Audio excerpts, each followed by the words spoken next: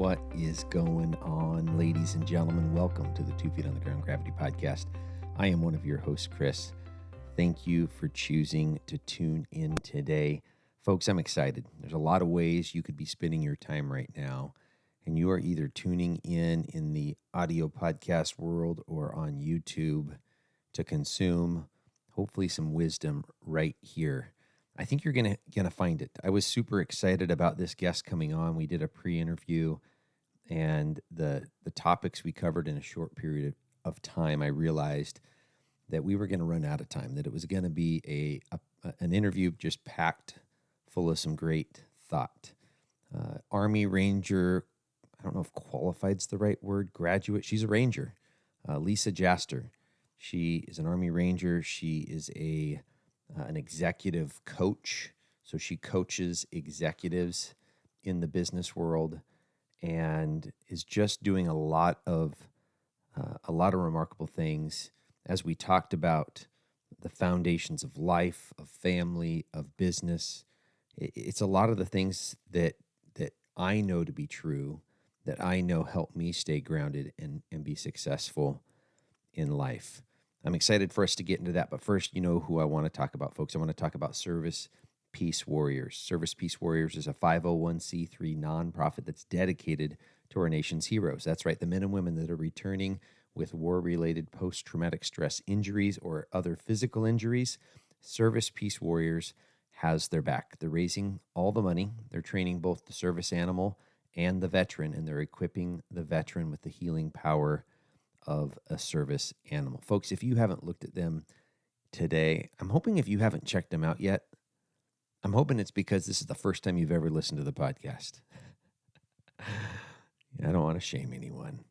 There's a lot of great nonprofits out there. I just love what I see Service Peace Warriors doing for our veteran community. And actually, they've taken it a step further. They started Maddox Dog Training Academy, and they're using the proceeds from Maddox to equip first responders with service animals as well. So if you haven't checked them out yet, folks, go over to servicepeacewarriors.org.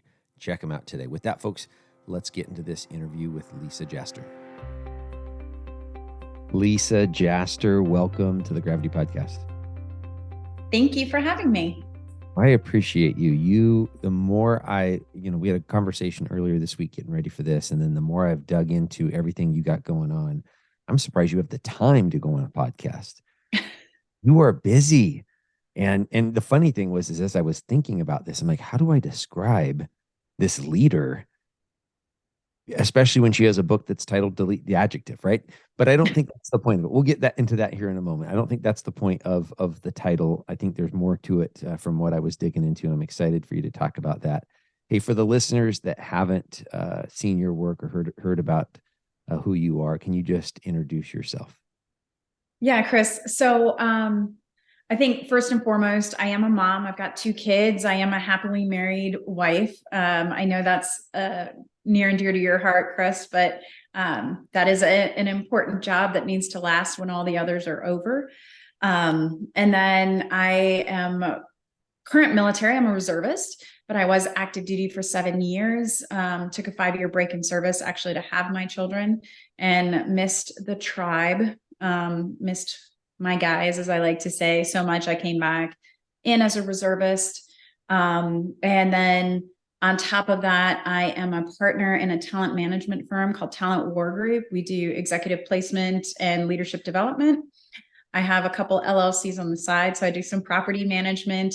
As you alluded to, I recently published my first book, Delete the Adjective, A Soldier's Adventures in Ranger School, which leads me into the reason why I've been on more podcasts than I probably would have been otherwise, is I am one of the first females to graduate from the first integrated Ranger School class. There were 2 young women who graduated first, and then a couple months later, I graduated. I took it just a little longer to get through the course. I did that at the ripe old age of 37. The average the average male graduate is 23 years old. So, and that was a few years ago. That was 8 years ago. So I'm 45 now and still trying to be the best version of myself.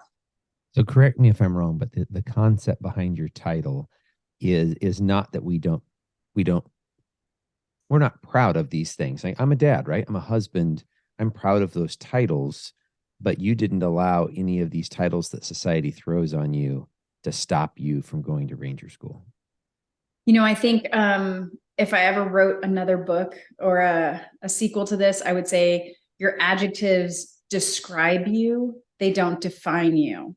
Because we've also gotten into this weird spot with diversity and diversity discussions where it's almost not okay to use adjectives. So I'm saying I went to Ranger School, I graduated Ranger School, I am not a female Ranger School graduate, I'm just a Ranger School graduate. On the flip side, it's okay to say I'm white, I'm Christian, I'm female. Like, those are okay. I just don't want to be put in a box on a shelf and protected by my adjectives. Yeah, I love it. Well said.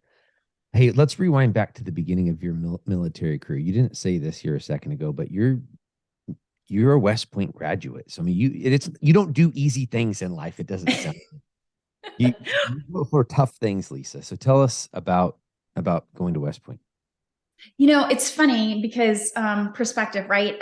When I first started doing public speaking, I was working with an agent, and the agent would talk to me and say, "Hey, you say this stuff like it's so casual." Like, "Oh yeah, I ran an ultra marathon last year because a friend of mine was in a bad situation and she wanted to train for one, so I ran it with her." And if you say it casually like that, people think, "Oh, it's easy for you." No, it isn't easy for me. I had to train for 6 months. My feet bled. I had back problems, but you don't come at it that way. So yeah, West Point was one of these things. I started wanting to go to West Point when I was in 7th grade. It was soon after the first Gulf War, Operation Desert Storm, Desert Shield. I was really impressed with the superheroes that were on TV. They weren't people pretending to save lives. They were actually saving lives. And I wanted to be not a woman in a cape and a skirt and a costume. I wanted to be the person that can help communities. So that drove me to think about the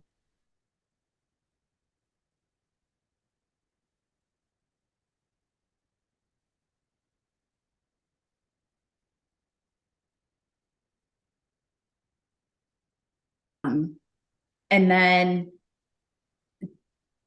during that in 7th grade, I finally I fell in love with it. And then I prepped for years to go to West Point.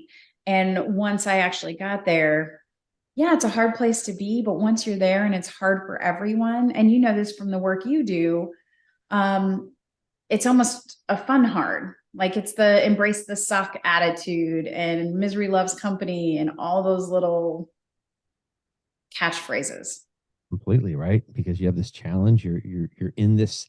I like you brought up tribe before. That's something that resonates with me, and having those people around you that are going to challenge you to be better, that are going to support you when you fall. I mean, just all of those. And I'm not meaning to use those as just these cliche phrases, but genuinely these people around you that you trust. That trust factor, it runs deep, and that's something that really resonates with me.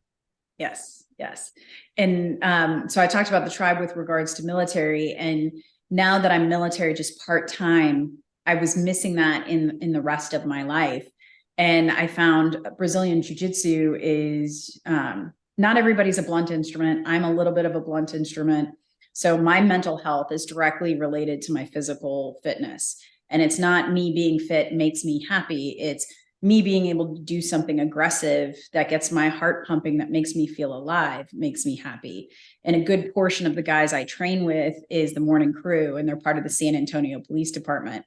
And I have the utmost respect for those people, for you and that community, because there is a general understanding of a sense of service to something higher.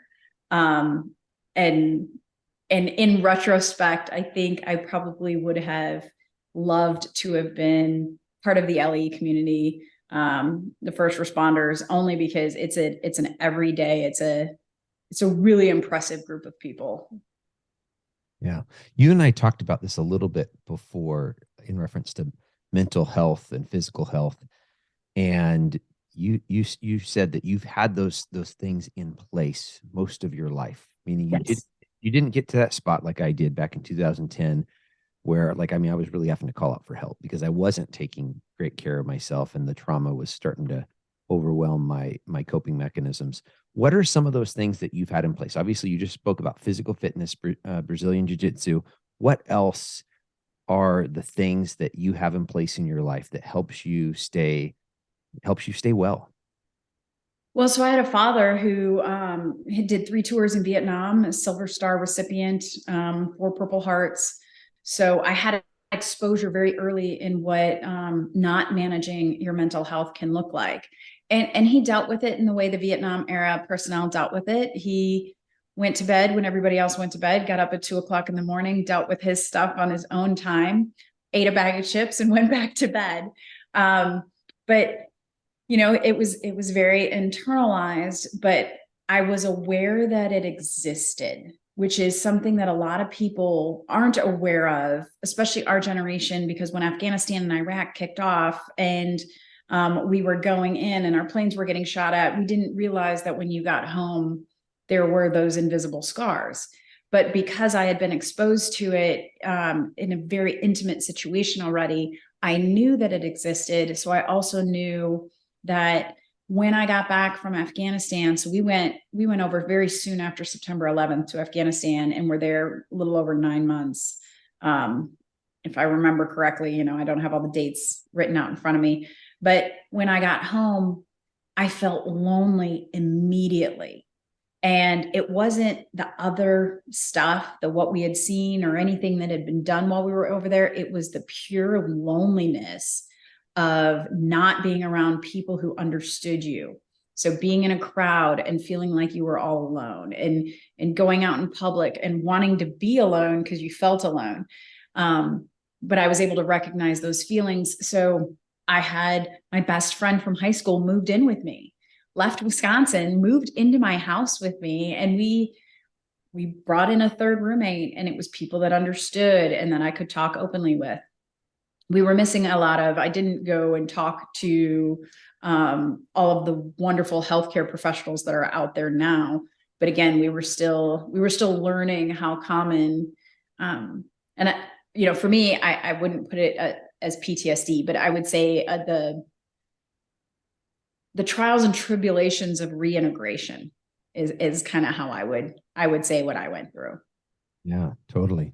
That sounds like a high degree of emotional intelligence. Is that something that you do in your executive coaching? Do you guys coach people up in reference to their emotional intelligence? Definitely. And it's not as direct as that because God willing, people don't have to deal with those types of issues on the daily basis. But one of the things I do is I'm certified to do Hogan's assessments. Now, we've all done a variety of these personality tests, but Hogan's is very specific to how you work. And when I talk clients through their Hogan's assessment, I start with, what are your value drivers? What motivates you to go to work versus staying in bed all day? The next thing is, how are you on your best day? And then where I focus is the third part of the Hogan's assessment, which is, when the stuff hits the fan, what are your bad actors? How do you behave poorly when you're having a bad day? And, Hogan's is extremely accurate. It's really fun because I only have an hour usually on my first discussion. And I say, hey, these are the things you do when you're not managing your bad actors and you're having a bad day. And 10 times out of 10, the other person's like, oh God, yeah, that's me. And so, yeah. So what I do is when I go through my coaching, I actually look for, okay, let's say I'm a jokester. So when I deal with stress, my stepsister committed suicide. I was living in New York. She died in Wisconsin. I couldn't be there. I couldn't do anything. So I started telling jokes and acting outward, very bold, is what we would talk about with regards to the Hogan's assessment. And so they put me on, at college at West Point, they put me on suicide watch because that behavior was so weird, because 19-year-old Lisa didn't know she had to manage that behavior. So to answer your question with a long answer, to make a short story long, which is what I love to do, I'll use those Hogan's assessments and say, hey, this is how you act when you're not managing it. Let me give you ways to manage your not manage your stress, but manage what you do when you're stressed out, because you can't help but get stressed. I mean, that's just, some people trigger quickly, some people trigger slowly. I'd love for everybody to trigger slowly, but a firefighter needs to run into the fire. They need to be triggered like that when there's a stressor. They can't be like, okay, guys, let's calm down and think about the next activity. So how do you react in a stress environment? How do you communicate? And yes, that's something I focus on quite a lot when I'm doing my executive coaching. Are there common tools that you give people? I realize with each client they might be different, but are there some kind of some foundational ones that you give a lot of different clients that listeners can grab a hold of and try to implement in their lives? Depending on their world, one of the first things I do talk about is physicality. And if I saw it when I worked for Shell Oil Company, a lot of our senior leaders, their whole life was their job and being a provider for their family, both very honorable and both really synced together. But somehow their own health and well-being fell to the bottom. Well, when you have a heart attack, when you're failing stress tests, when you have high cholesterol, you can't provide for your family, which makes your stress level higher, which means you work harder, which means you see your family less, and you cycle out of control. So health, wellness, and fitness is actually something that I talk about quite frequently. And then the other thing is organization. If you can figure out your organization style. Now mine's piles of paper, but I have 2 LLCs. I'm partner in a business. I'm an Army reservist. So, and I've got all my family stuff. So I've got my house bills. I've got this, I've got 5 or 6 piles, and it may not look organized to you, but it's organized to me. But if you're organized and you're healthy, you can actually deal with those stressors without telling uncomfortable jokes when you go through a stressful situation. You can manage your behaviors if your personal life is kind of in check. But if you're sick, you can't do that. If you're disorganized, you can't manage your behaviors. So yeah, the 2 things I would say is physical and mental wellness are really important to your business life as an executive. And then the second thing is organization. Sounds like some good resiliency is what I'm hearing. And I Yes. love that. For me, traditionally, like again, rewind the clock back to 2010 when I experienced an anxiety and a disorder and depression. I was a yeller. One of the Yeah. core values in our home is communication, meaning we listen to each other. We talk with respect. And so I would commonly be kneeling down and looking a 4-year-old in the eye and saying, Daddy yelled. Daddy shouldn't have yelled. I'm sorry. Will you please forgive me? It's fine. The apology is good. That's a good behavior to model, but we don't want to continue to do it. Right. We want to have that little still voice in our head letting us know, hey, you're starting to feel anxious. You're starting to feel angry, whatever emotion that you're having. And now it's time to put something in place to stop those behaviors. At least that's what I continue to strive to do. It's gotten easier over time, according to my wife. Easier, Good. easier for her to deal with me. Uh, but yeah, it's just good stuff. And when I listen to other folks, regardless of the industries that they're in, especially when I'm talking to them as a mom or a dad, I hear common experiences where they're losing their cool at times that they don't want to, right? They want to be a great dad, a great mom, and they just need some skills to do it. Hey, you're 37. You said 37, correct? Mm-hmm. Like you're already doing a lot of things. Like why all of a sudden you're like, yeah, maybe I'll go be a ranger. Where did that internal motivator come from? Well, we talked about our spouses. Short version is my husband goaded me into it. But there's a much longer version. So there's a gentleman by the name of Sergeant Major Robbie Payne. And for anybody unfamiliar with the military, your sergeant major is your senior enlisted. The enlisted guys, they'll explain it as they do the work. So officers are the planners, enlisted are usually the executors. So this is the senior executor. And he writes me an email one day and he's like, hey, the Army wants to see if women can graduate from Ranger School. I think you should go. I responded very plainly. I was working for Shell Oil Company, had a great job, super cush. I responded with, I like room service. That's it. Like, I'm not there anymore. That do hard stuff thing was in my 20s. I'm almost 40. I'm not feeling it. So as any good tactician knows, a frontal attack, once it's failed, you got to try something different. So he attempted to do a flanking maneuver and called my husband. My husband knows that he hasn't asked me to do anything and me done it probably in the entire 19 years we've been together. So instead, he incorporated the children into this discussion, knowing that manipulation is definitely a key tactic with the hearts and minds application. So at the dinner table, and we are kind of traditional, you know, I liked everybody to sit down together. I made everybody's plates. We sat down at the table. I sat down, had my glass of wine, and my husband said, "What's in your signature block?" And this was a leading question. And at the time, in my signature block of my email, it said, ships are safest at the shore, but that's not what they're built for. It's an Einstein quote. And as the discussion progressed, he's like, "So how fast can you run 5 miles?" I'm like, "I don't know. The 40-minute time cap would be hard for me." He's like, "The push-ups and sit-ups would be easy, right?" I'm like, "Yeah." He's like, "What about the pull-ups?" "Yeah." "Okay, so physically you could do this school." "Yeah."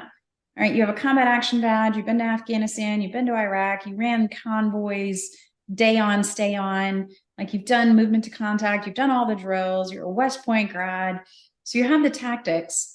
He's like, "Why wouldn't you go?" I'm like, "Well, you know, there's 20 something women out there that'll do great." And he goes, "Yeah, what if they don't?" And I asked him, I'm like, "Why wouldn't they?" And he's like, "They're not built for it."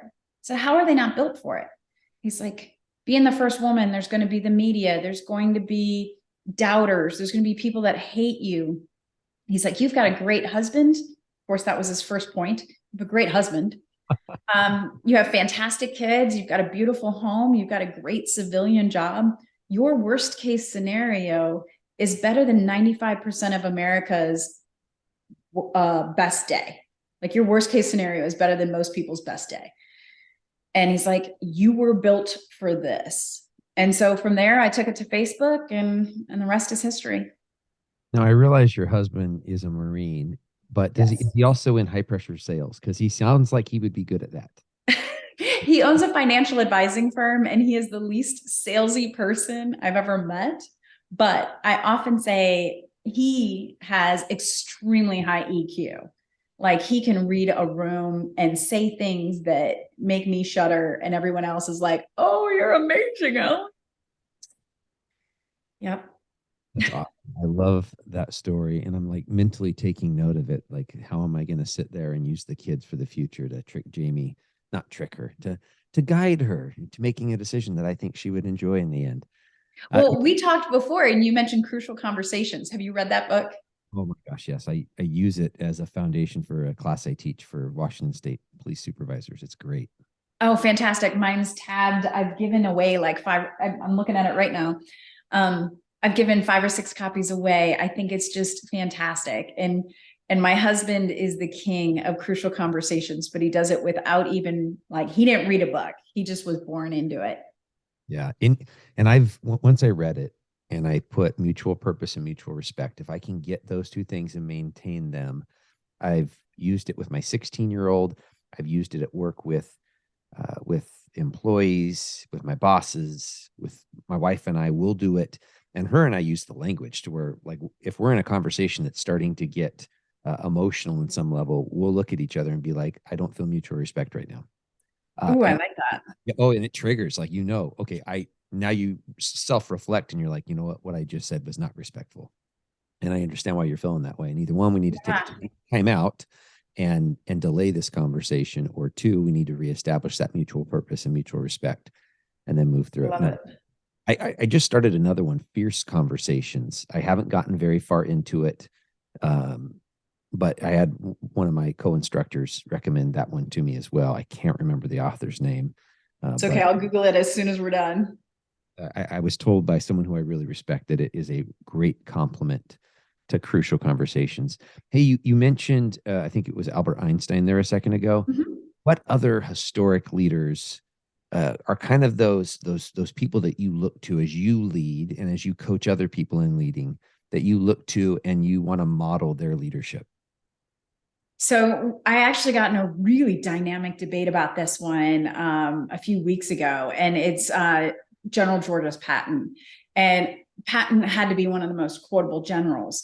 On the flip side, as a West Point graduate, I love his quotes, but his leadership style, if you studied him, he was quite abrasive. And I like that. I respond well. So I used to be a CrossFit coach, and I used to ask my athletes when they walked in, hey, if you're sucking, what do you want? Do you want gentle encouragement? Do you want a pat on the back? Or do you want me to call you names and tell you you're weak? And I'm the one where I want your finger in my face. I want you to tell me I'm failing at life, and that if I don't push a little bit harder, I'm going to be the loser I've always been. Like, I need that just negative energy to drive me. It's not healthy. I get that. But, there's very few people in today's society that would react well to that. Now, in World War II, jumping on a tank and screaming, everybody drive forward, everybody just drove forward. So it's an interesting debate, right? Because I love Patton. I love his quotes. He had a lot of really insightful things to say, but his leadership style may or may not be appropriate for today. And so it's a hard question to answer, because somebody who's historical didn't live in our time.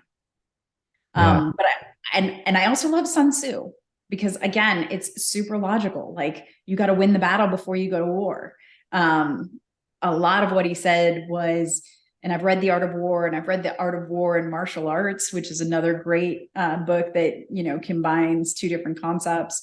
So I would say, so those are some of the big leaders. And then in today's society, I loved Colin Powell. I was really sad when he passed away, because he was on the short list of living historical figures that I was going to try to figure out a way to knock on his door someday.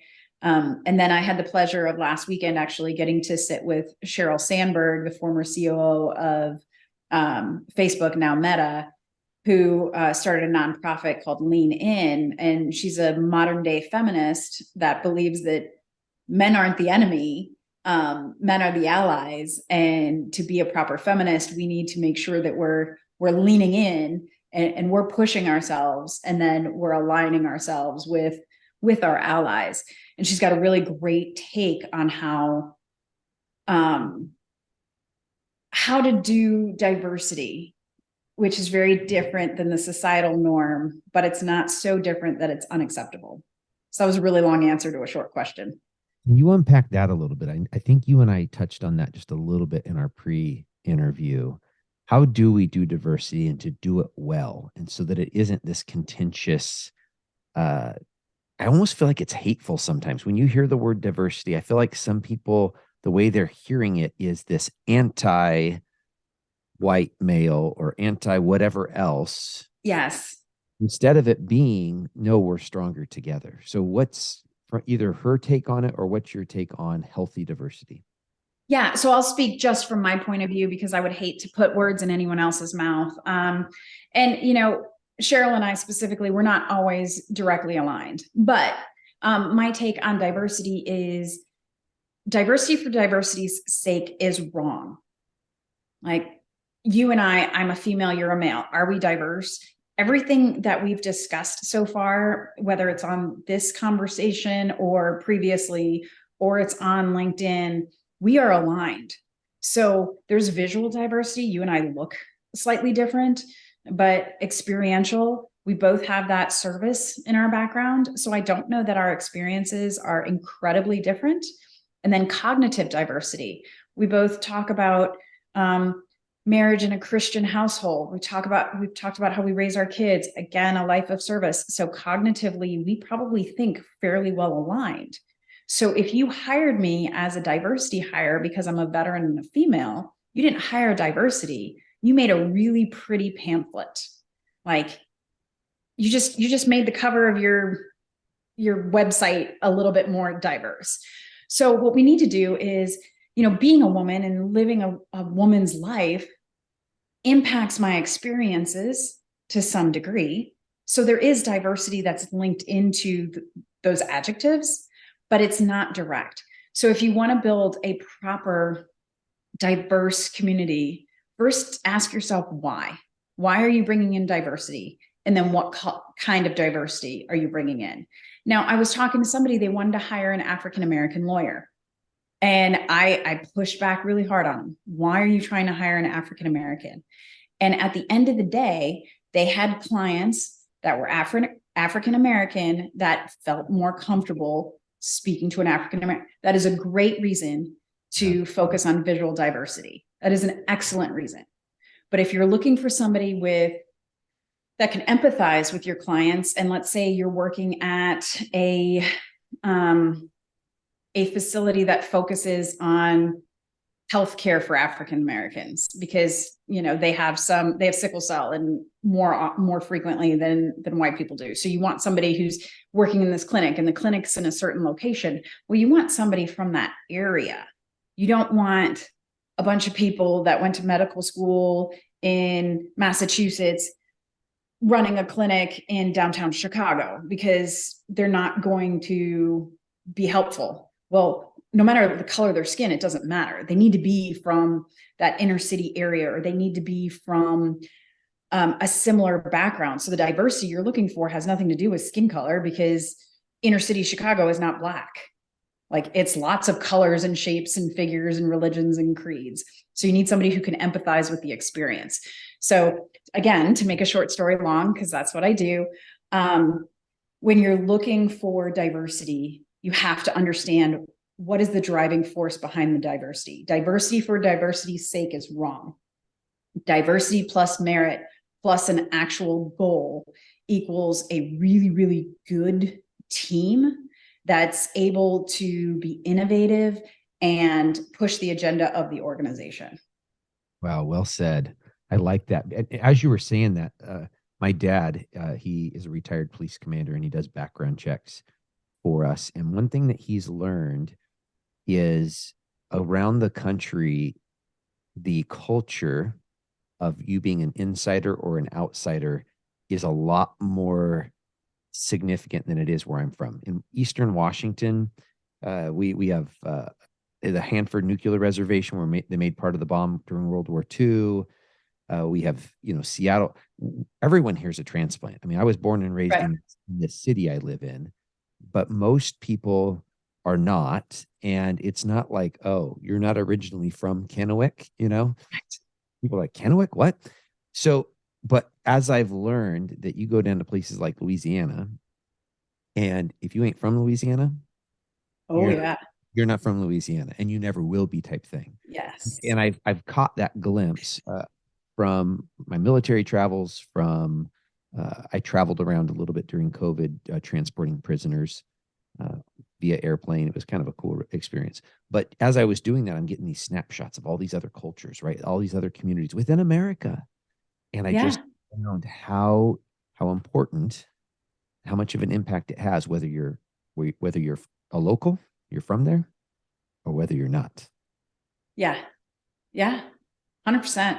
Louisiana is a great example. We lived there for 22 months, and my husband owning a financial advising firm, it was hard because nobody wanted to go to an outsider. Nobody wanted to go to a Texan to invest their money when we first moved there, because it was not too long after Hurricane Harvey, and whoever they had been working with came back after the storm, and so there is that lot of that pride of, you're from here, you're one of us. Hey, so both of you were military, both of you, it appears, it sounds, are very busy in your careers. You're also parents. I don't always get into this in these interviews, but how do you strike that balance? How do you strike that balance of being mom and dad, still being a husband and wife, right? And still having that time for each other, but then having all of the other busyness that you clearly have? Yeah, sometimes we do it better than others. And I will say, the next 2 weeks, I'm traveling a bunch for book tour stuff. And my husband last minute came down on orders. So he's flying out on Sunday, and I'm flying out on Monday.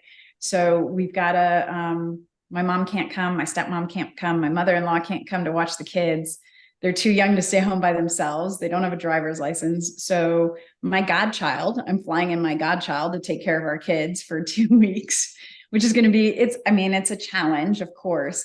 So, But what we try to do is be really present.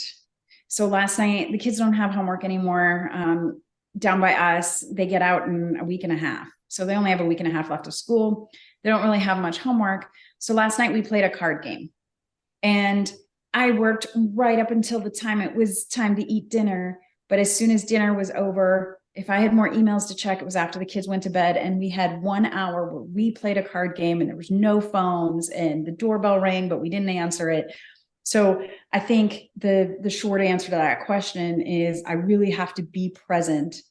And if I'm with a client, I have to put everything away. If I'm with my kids, I have to put everything away. And then I have to understand that I've got my negotiables and my non-negotiables.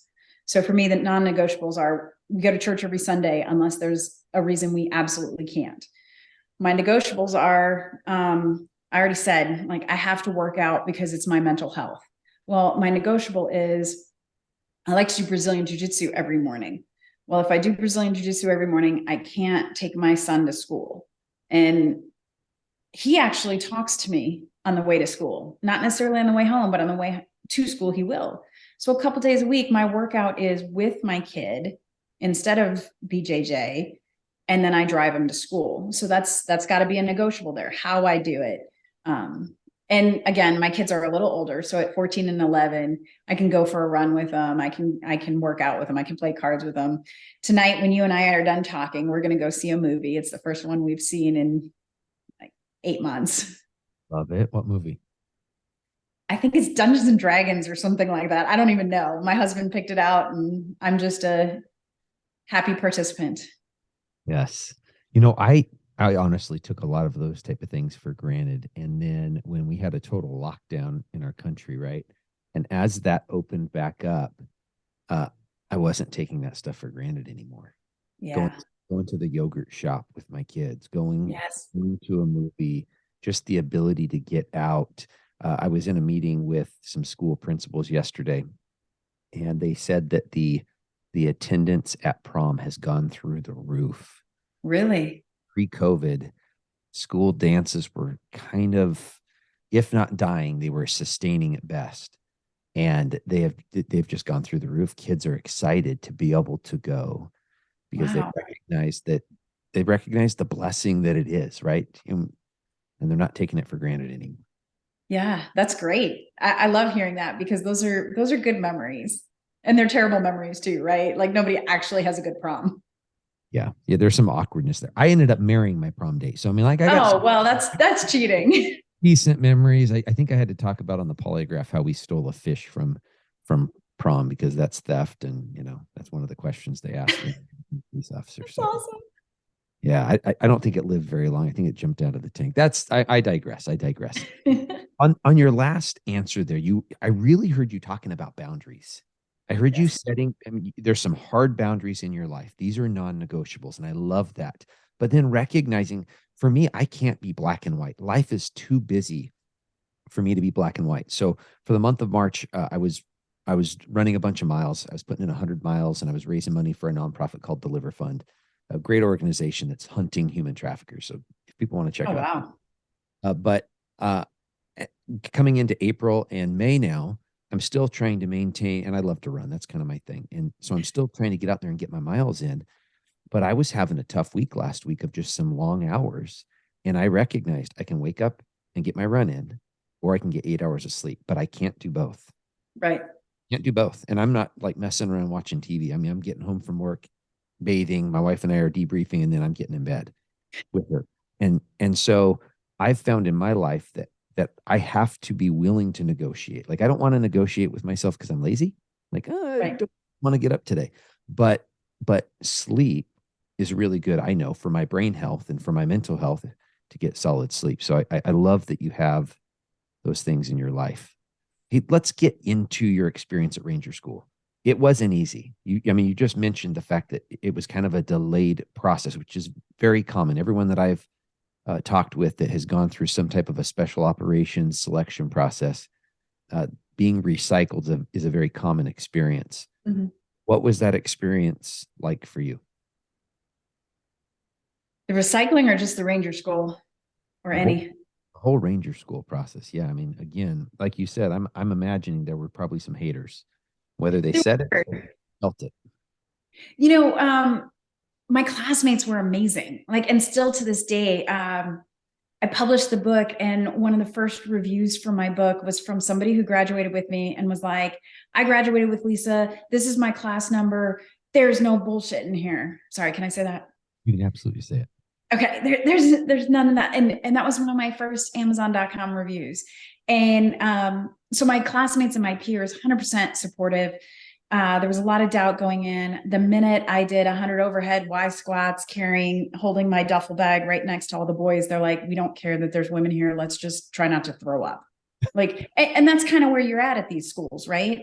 If somebody's dragging behind and they're causing you to do extra push-ups and extra sit-ups, you are helping the instructors try to figure out a way to get them to the door. Nobody was trying to figure out a way to help any of us get any of the women that made it through, get to the door. The people that I felt bad for, and they gave us the hardest time, but I don't blame them, is the instructors, because their integrity was questioned before it even started. You know, the school had to put in special systems to make sure that the women weren't treated weird.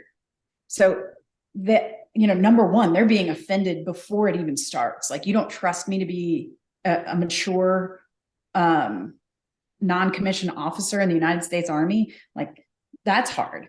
Then they're coming and they're seeing us. And, you know, a 140-pound woman is not much weaker than a 140-pound male. So everybody talks about the male and female discrepancies, but if you look at my legs, I have tree trunks for legs. So we're not talking about bench press scores. We're talking about walking through the woods for days on end.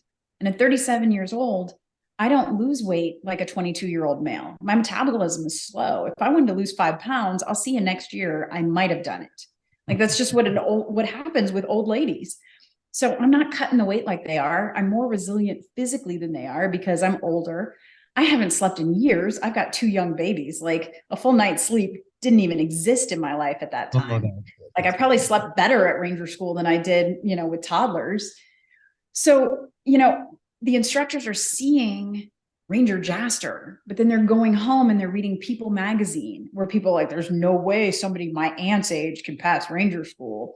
And then they have their peers that don't know me or Chris or Shay or any of the other women that put their hand in the air. And they're like, women can't do this. Well, what you don't understand is, you know, when I was 5 years old, I was doing pull-ups in the basement with my stepdad. Like, this isn't I woke up one day and decided I was going to try Ranger School. This was a life. I was built for this, like my dad or like my husband had said. So I really feel bad for the instructors, because they had to deal with the media at home. They had to deal with their peers. They had to deal with what they were told to think. Then they had to deal with the reality of it. And then they had the military saying, hey, we're going to make sure that you don't screw this up. And so they had the hardest job. So, you know, when they yelled at us or were extra hard on us, I do not take that personally. I do not walk away with any bitterness. But I will tell you that some of the most beautiful things I have seen in my entire adult life was the sunrise over a swamp in the wee hours in the morning when you hadn't slept. And it was just like, wow. And I remember I told a couple of my classmates, I'm like, I'm bringing my kids back here because this is gorgeous. And they're like, how the hell are you even thinking about your kids right now, or how pretty the sunrise is? But it was amazing. And it was something that no one else could see unless you were there with me. So was it hard? Yes. But it was hard in that wonderful way that we talked about earlier, the shared suffering, the misery loves company, the shared suck. Like, I absolutely had a terrible time, and I wouldn't give up any moment of it, because it was amazing and some of the best experiences of my life. Yeah. You know, it's funny because when I think back of my military deployments, being in Iraq, away from my family I was only there for 6 months. And then I was in Korea for a year. I have great memories of it. Yeah. The day to day, the hour to hour, it sucked. Like, I was away Yes. from my family, right? But when I think back of the men and women that I served with, and I'm watching them on LinkedIn and on Facebook now, and they're getting promoted to Chief Master Sergeant to E9s, right? And I had one of my old LTs on the podcast here, and he's a full bird colonel. And I mean, you know, so I'm connecting with these people that that we just had these amazing relationships with, right? I mean, Yes. the tribe thing. Let's get back to that. The idea Yeah. of tribe. We all shared this common experience. Even in Korea, our base commander, who was a colonel, could bring his spouse. He didn't because no one else was allowed to. So he Wow. also came on a remote tour, just like everyone else on base, right? And he Wow. he was Yeah. he was in this with us in this Yeah. experience of, hey, we're all going to be separated for our family for the next year. We're gonna maintain air base ground defense in this place where the whatever missile systems, I can't remember if they were Scud missiles or whatever, that were like 7 minutes away. That was one of the first things they shared with us, and I was like, excuse me, when did we get our mop gear, our gas mask? You'll get that on Monday. And I'm like, it's Thursday, and you just told me that I have 7 minutes to live. And seriously, you're going to give it to me on Monday? Yeah. I mean, I can't That, wait. that was an anxious weekend for me. And then, a couple weeks later, 9/11 and all kinds of craziness. So, Yeah. what motivated you to write this book? Writing a book is not, I write articles, and writing an article is 2 pages. Writing a Right. book is a greater endeavor to launch on. What motivated you to, I'm going to put these thoughts and these experiences on paper? So while I was at Ranger School, to stay awake, I would take copious notes. Every mission we went on, every morsel of food I was going to eat when we got out of there. I'd make daily workout plans. Like I would just write to stay awake. I wrote my family, anything I could think of, which of course was stories about the people to my left and right, because I had nothing else going on. And my husband collected them all. So when I got home, I had a big trash bag full of 6 months worth of stories. And I didn't I didn't know what to do with it, but I couldn't purge it. So I got one of those little flip computers before they were actually a thing, and bought a little detachable keyboard before it was a thing. It was like a piece of plastic. It was terrible. It like crumbled apart. But I fly a lot, so I would take a little stack of letters and green notebooks, and those notebooks that you keep in your pocket, like the Write in the Reins, and I would just type it up, and I would go back and put it in chronological order. And I ended up typing like 500 plus pages, like a ridiculous amount. And then I'm like, who's going to read this? So I start going through it, and I'm like, well, my kids might one day want to know what this experience was like. Like maybe my kids will read it. So I started kind of making it for my kids. And then my mom was like, yeah, you're putting a lot of your business out there, which, is a good thing for a mom to tell her kid. And so I didn't go anywhere with it. I had a publisher that wanted to work with me in 2016. Hey, we should publish this right after you graduate, hit while the fire's hot. But everybody who wanted me to publish it wanted me to publish this book about females overcoming challenges. And women need to hear your story. And I didn't want that to be my story. So when I became a partner at Talent War Group, the primary owners, so the authors of the book, The Talent War, which is George Randall and Mike Sorelli, started the company with Carly Walden. And I'm working with them every day. And they're like, people do need to hear your story, but they need to hear Lisa's version of it, which is, yes, I'm one of the first women to do it, but I'm not a woman who went to Ranger School. And so we kind of talked about it, and they pushed me.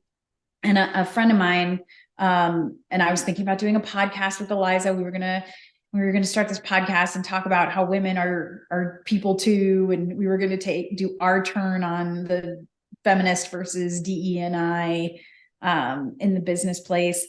And they just all pushed me. And I said, okay, well, I'll have to self-publish, because I can't fathom that a publisher's twist on this is going to work for me.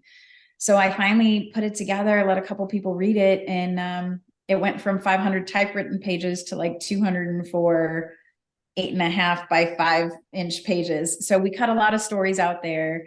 And I really focused on, I've got great stories, and it's really interesting what I ate on day 15.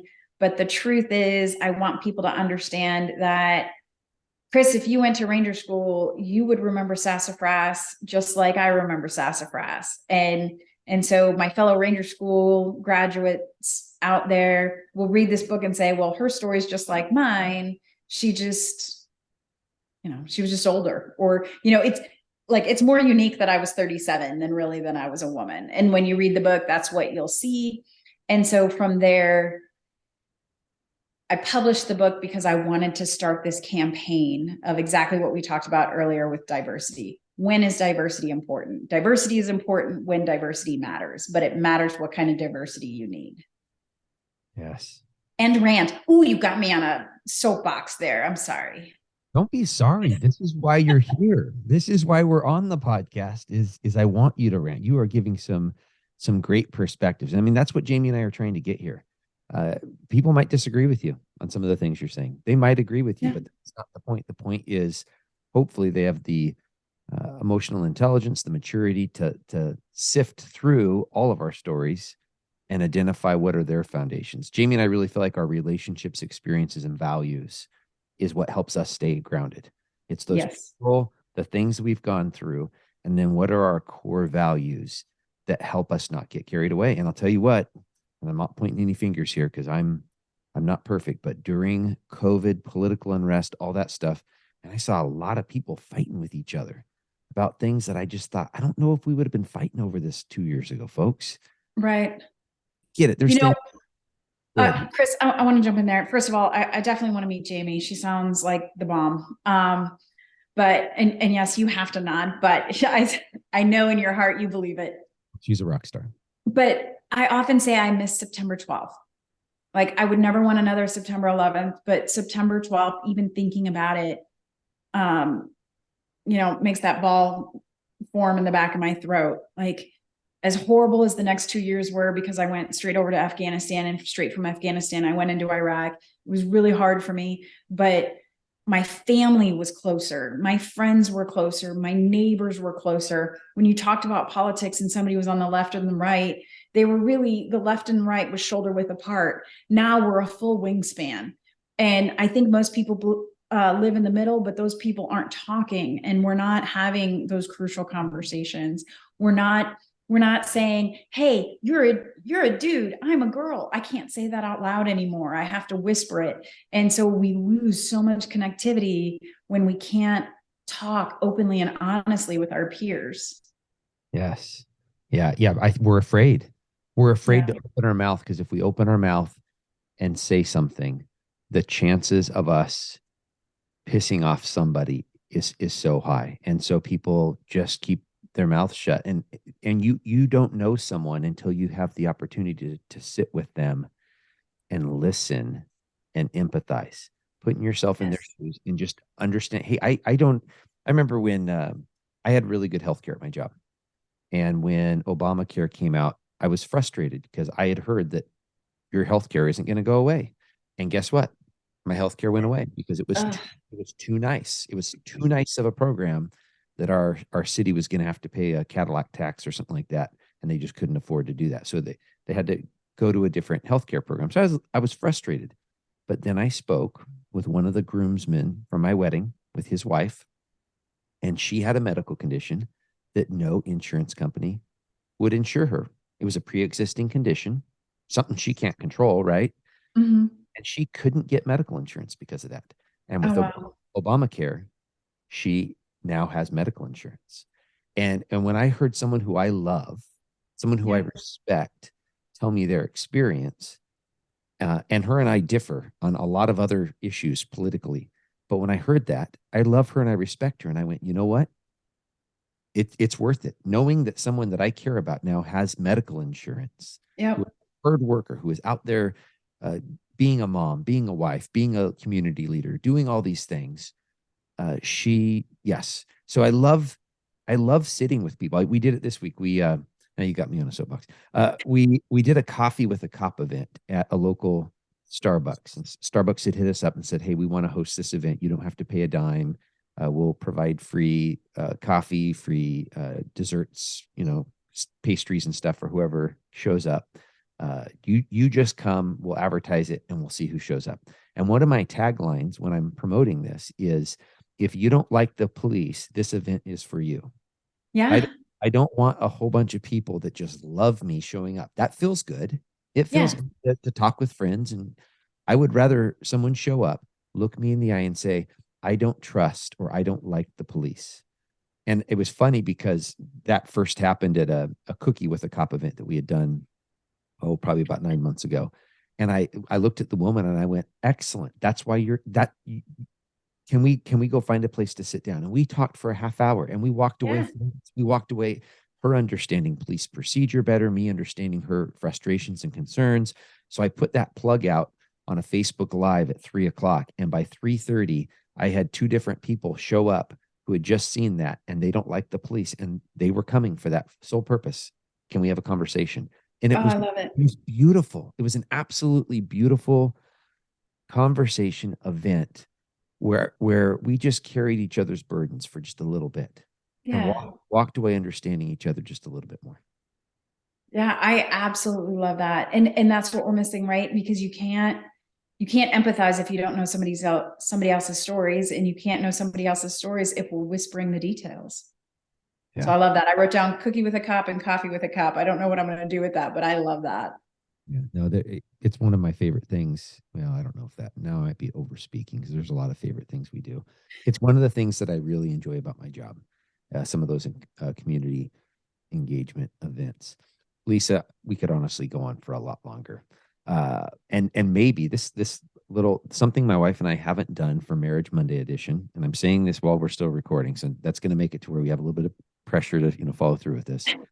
Maybe we come on the podcast as 4. Maybe if you can convince your husband, and I think I can convince the pretty girl to do it.